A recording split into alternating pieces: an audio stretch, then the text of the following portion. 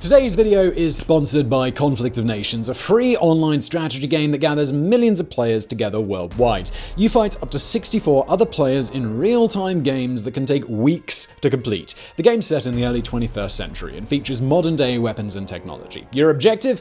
Simple. Take over the world. Define your own strategy, build powerful armies by combining dozens of different types of infantry, tanks and planes, and fight for world domination in a challenging PvP environment. If real-time modern warfare sounds like your kind of game, you can join a huge community of millions of players, both in the game and on Discord, and use your diplomatic skills to forge alliances with other players. Everything is fully optimized for cross-platform gaming. Play with the same account on both PC and mobile. So, if this sounds like your kind of game, click the link in the description below and jump into a game of Conflict of Nations. And as a special bonus, you guys will receive a special gift when you sign up using my link, where you'll snag 13,000 gold and a month of premium subscription for free. So click the link in the description, choose a country, and fight your way to victory in epic real-time battles. See you on the battlefield.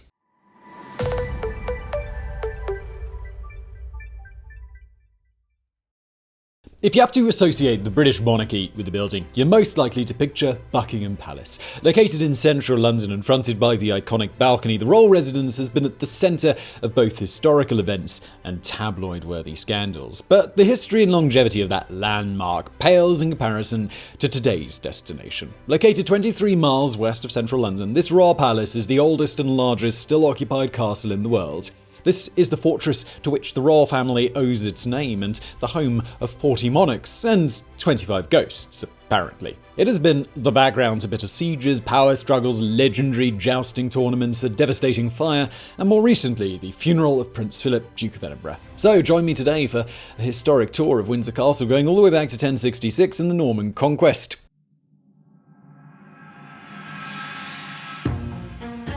The story of Windsor Castle begins with Mr. Watershed of English history himself, William the Conqueror. After the Battle of Hastings, the Norman monarch raised a series of fortifications around London. The site of Windsor had great strategic value, as it controlled communications between Oxford and southwestern England. The initial building was a simple motte and bailey castle made of earth and timber. It was only in the 1120s that Henry I replaced the wooden tower with a stone keep. After a long period of civil war, Henry II Plantagenet ascended to the throne of England. Willing to restore the power of the crown, he invested in the restoration of the castle, a visible symbol of his power. Between 1165 and 1179, he had the stone keep rebuilt and replaced the timber palisade with a stone wall. Henry's successor, Richard I, the Lionheart, spent much time abroad fighting in the Third Crusade. His brother John took the occasion to seize power and Windsor Castle. When Richard died in 1199, John rightfully inherited the crown and Windsor Castle, which he must have fancied a lot. It was not far from here, in fact, at Runnymede,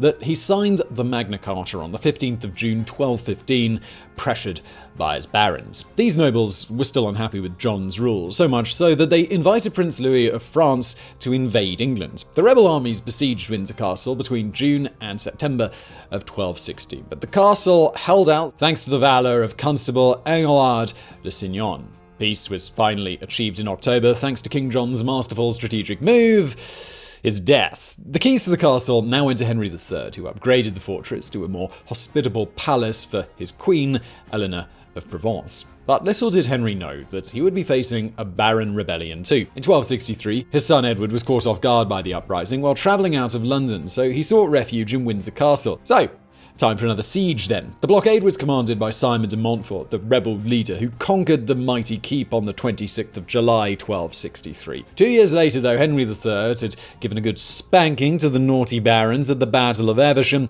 and was able to reoccupy Windsor. The castle remained largely unused for the following decades until King Edward III was born there in 1312. This monarchy clearly had a strong connection with the fortress and invested heavily into it. In 1344, he organised a massive joust at Windsor, inspired by the Arthurian legends of which he was fond. On that occasion, he had the inspiration to resurrect the Knights of the Round Table. He ordered for a circular building, 200 feet across, to be erected in the upper ward of the castle. This would be the seat of a new Order of the Round Table, which would welcome 300 noble knights. But Edward's chivalric dreams clashed against that money-sucking, attention-grabbing nuisance that was the Hundred Years' War with France. When he returned the idea in 1348, he had to forego premium and settled for the light version, an order of 25 knights to meet within St. George's Chapel and College. He had thus founded the Order of the Garter. Its symbol is the Garter, and its motto is something in French, which I'm not going to try and pronounce, but it's translated as, "Shame on those who think evil of it." According to legend, both the symbol and the motto originated from a minor incident at a court ball. The Countess of Salisbury had lost her garter. Edward III retrieved it and scolded those who had mocked her embarrassment. Shame on those, etc., etc. But the more realistic explanation is that the garter symbol derives from the straps used to fasten a suit of armor, and the motto refers to the English claims over the French throne. As in, damn you if you think evil of our ambition to own both nations. This motto has worked its way to the coat of arms of the royal family. Hence, the emblem of the British head of state bears a claim to annex a now friendly, independent nation.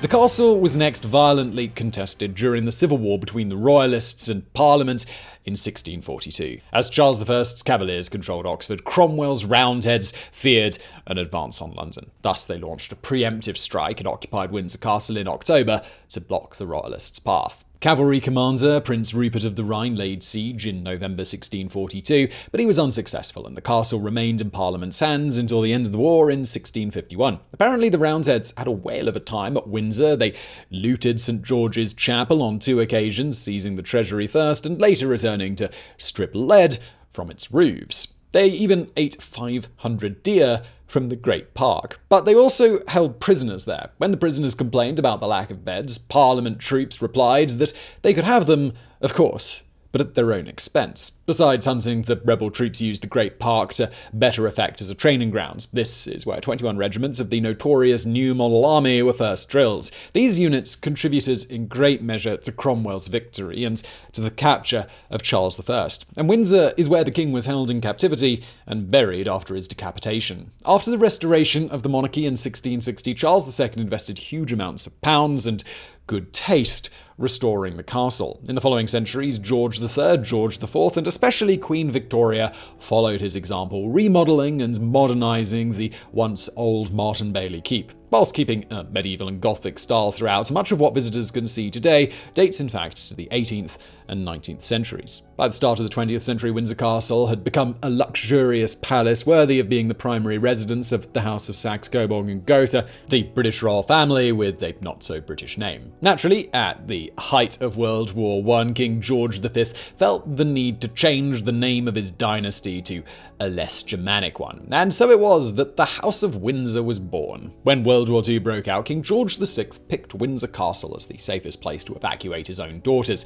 It was rumoured back then that the Luftwaffe had orders to spare the castle, as Herr Hitler had picked it as personal residence after an invasion of Britain. More realistically, Windsor had little strategic value to the German Bomber Command. In any case, just like hundreds of thousands of other young evacuees, Elizabeth and Margaret left London for the safety of the countryside. Windsor's windows were blacked out, the chandeliers removed, and the bedrooms were relocated to the underground vaults. It was from the halls of the castle that Princess Elizabeth delivered her first public speech in October 1940. It was an address to the children of the Commonwealth, broadcast by the BBC and followed by more morale-boosting endeavours. Newsreels depicted the princesses as they joined the Dig for Victory campaign, growing their own fruit and vegetables in the castle grounds, and in April 1942, Elizabeth carried out her first public engagement. As a recently appointed Colonel of the Guards, she inspected the Grenadier Regiment on duty. At that time, she had just turned 16, and the appointment was clearly an honorary one. But the future Queen would receive proper military training 3 years later when she joined the Auxiliary Territorial Service as a trained driver and mechanic. In between those military engagements, the royal princesses staged a string of theatrical productions in Windsor intended to raise money for charity. It was during a production of Aladdin in December of 1943 that friends and family first noticed a spark between Elizabeth and future husband Philip of Mountbatten. It was only fitting that the two would spend their last days together in those same halls.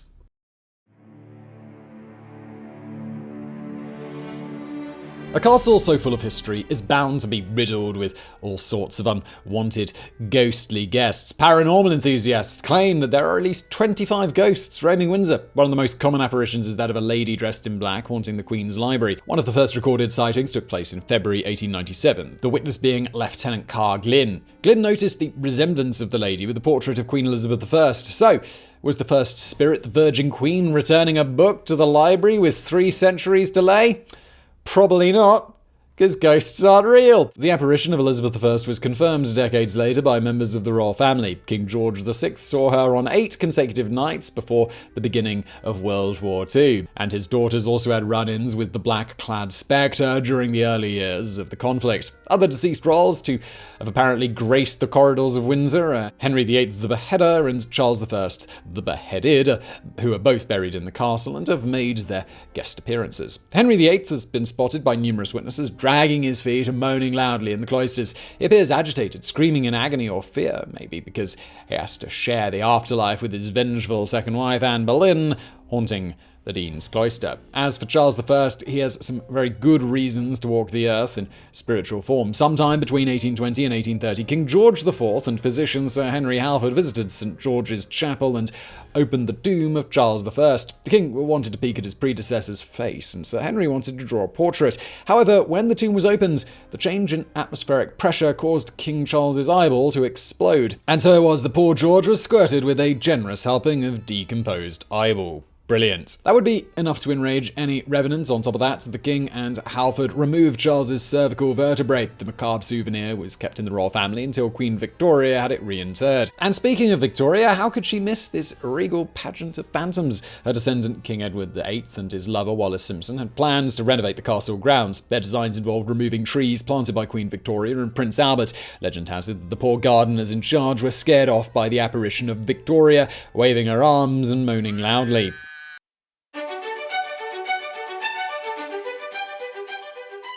Besides spotting ghosts, the soldiers at Windsor have more worldly and arguably more important duties. Definitely more important. Protecting the castle and its more prestigious occupants, the royal family. The forces on duty at Windsor belong to the household troops, better known as the Guards, who have protected the sovereigns in their residences since 1660. The Guards include 5 infantry regiments and 2 regiments of the household cavalry. The 1st Infantry Regiment was formed in Bruges in 1656 as bodyguard to the exiled King Charles II.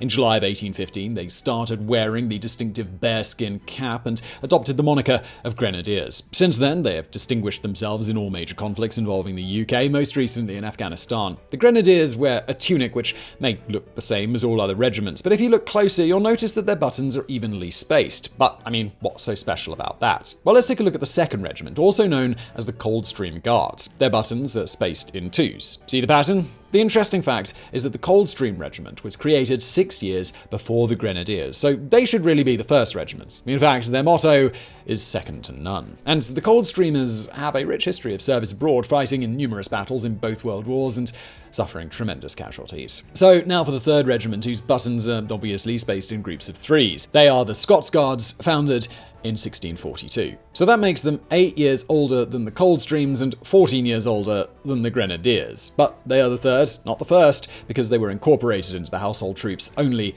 in 1686. The 4th Regiment is the Irish Guards, raised in April 1900 by Queen Victoria herself. They are the only unit with a regimental pet, a huge Irish wolfhound who traditionally parades with the soldiers. The 4th had its baptism of fire in World War I, losing 39% of its officers and 24% of its soldiers and non-commissioned officers, while in World War II they were at the forefront of the forces liberating Belgium and the Netherlands in 1944. During that campaign, they fought side by side with the 5th and last regiment, the Welsh Guards. Created in February 1915, they barely had time to fasten their buttons spaced in groups of 5 before being dispatched to the Western Front. In April 1982, the 5th was about to rehearse for the Queen's birthday parade when once again they were sent to fight. This time it was the Falklands War, in which they lost 32 guardsmen. That's 13% of all British killed in action in that conflict, all from a single regiment. The remaining troops in service at Windsor are those of the Household Cavalry, divided into the Life Guards and the Blues and Royals. Both regiments have a long and distinguished tradition, but they also knew how to embrace modern warfare. In World War I, they converted into machine gun regiments, while in World War II, they served as armoured units. With their furry hats, brightly coloured uniforms, and choreographed moves, it would be easy to dismiss the household troops as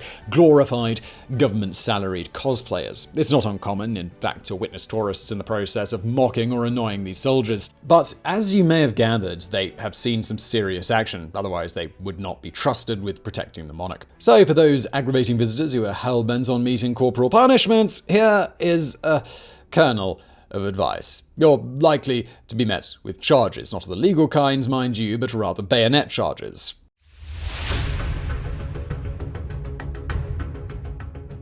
As reliable as these guys may be, even they could not prevent Windsor Castle from almost complete destruction. Some of you will be old enough to remember it. It was the 20th of November 1992 when a fire ravaged the castle. It began between 11 and 11:30 a.m. in the Queen's private chapel. A 1,000-watt spotlight overheated, inflaming a curtain that it pressed up against. The blaze quickly spread into the Brunswick Tower and St. George's Hall, then attacked the private apartments in the eastern wing. At the time, Windsor Castle could count on its own fire department of 20 men. They were based 2 miles south of the castle, so they were able to arrive on the scene within only a few minutes. By the time they got there, the soldiers of the guards and other staff had already sprung into action, forming a human chain to save all the valuable artwork and antiques. Their efforts were coordinated by Prince Andrew, Duke of York. The Windsor firemen were soon joined by 200 colleagues who erected fire breaks around the main blaze, thus preventing it from spreading to the whole castle. By the early afternoon, there was hope that the fire was under control, but then the roof of the state apartments had begun to collapse. Around this time, Queen Elizabeth II arrived on the scene, alerted by her son Andrew. In the meanwhile, the floors of the Brunswick Tower had crumbled, causing the inferno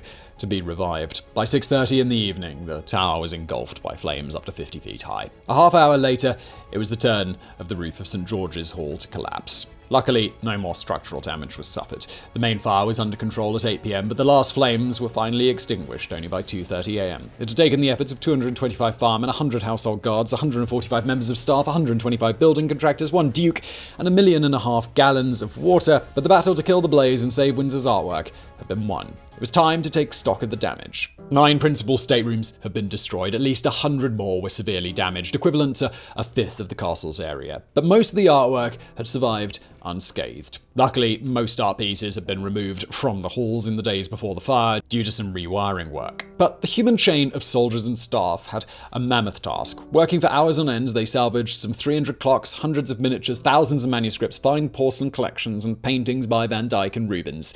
I expect they groaned at the thought of transporting by hand entire sets of solid 18th century furniture, but they did. And somehow they even carried onto the quad a 150-foot table and a 120-foot long carpet. The morning after the fire, the big question on everyone's minds was, who's going to pay for it all? In a normal household, the answer would have been the insurance. But the problem was that Windsor Castle and its contents were too valuable to insure, and technically the castle was owned by the state, not the monarch, so should the government have to pay for the restoration? Some MPs, backed by most of the media, debated that the Queen and the royal family should have footed the bill, as it was an official residence after all. Elizabeth II was presented with a refurbishment quote of almost £40 million. It's no wonder she later described 1992 as her annus horribilis, a horrible year indeed, marked by royal scandals and the Great Fire. Nonetheless, the Queen decided to pay. She put down £2 million in cash and raised the additional funds by opening Buckingham Palace to the public. Finally, the royal family set up a trust for private donations via the Queen's Bank, Coots. With the pounds pouring in, the restoration work kicked off, and it was completed in November 1997.